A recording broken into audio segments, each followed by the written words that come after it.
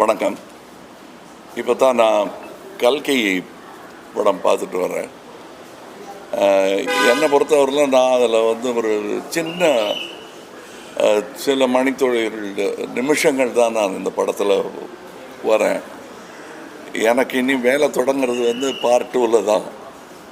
அதனால் நான் கிட்டத்தட்ட ரசிகர்கள் பார்க்குற மாதிரி தான் நானும் இதை பார்த்தேன், வியந்து பார்க்குறேன். ஆந்திராவில் இருந்தோ அல்லது வடநாட்டில் இருந்தோ ஒரு படம் வரும்போது ஒரு டியூட் எத்தனை இருக்குது, ஃபைட் எத்தனை இருக்குதுன்னு, இதில் டியூட் எத்தனை இருக்குதுன்னு கேட்டால் இல்லைன்னு கூட தைரியமாக சொல்லலாம்.